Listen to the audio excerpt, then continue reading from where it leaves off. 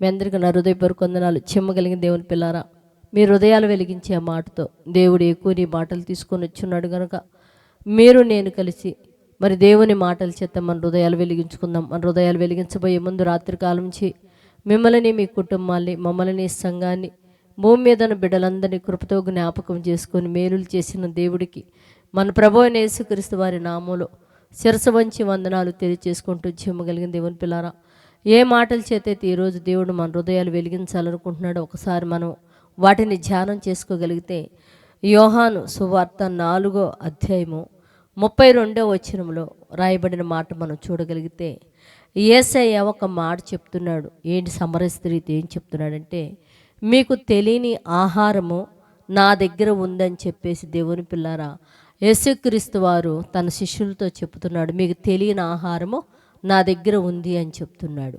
మరి యేసయ్య అయితే మీకు తెలియని ఆహారం నా దగ్గర ఉందని చెప్తున్నాడు. కానీ మరి మన దగ్గర లోకానికి, ప్రపంచానికి తెలియని ఆహారం మన దగ్గర ఉందా అంటే దేవుని పిల్లారా యేసయ్య అంటున్నాడు, నేను పరలోకమందున నా తండ్రి మాటలో నేను చెప్పేటప్పుడు నాకు ఆకలి వేయదు, ఆయన మాటలే నాకు తెలియని ఆహారం అని యేసయ్య చెప్తున్నాడు.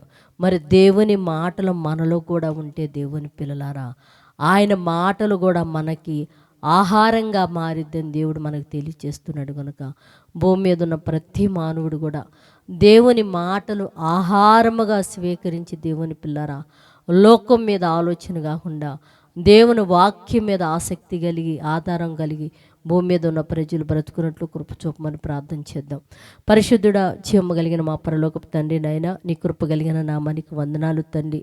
ఇదిగోనైనా మా యేసయ్య చెప్తున్నాడు, మీకు తెలియని ఆహారం నా దగ్గర ఉందని చెప్తున్నాడు. నీ మాటలే ఆయనకి ఆహారముగా ఉన్నాయ్యా. మేము కూడా నా తండ్రి నీ మాటలని నా తండ్రి మా ఆత్మలకు ఆహారముగా మార్చుకొని నీ మాటలు ఇతరులకి చెప్పినైనా ఇదిగో నా తండ్రి ఇబ్బందుల నుంచి, ఇరుకుల్లో నుంచి కాపాడే వారిగా మేమందరం ఉన్నట్లు కృప చూపి సహాయం చేయమని నీ కుమారుడు మా రక్షకుడు యేసుక్రీస్తు వారి నామములో ప్రార్థన అడుగుతున్నాము తండ్రి, ఆమేన్. మీ అందరికీ నా హృదయపూర్వక వందనములు.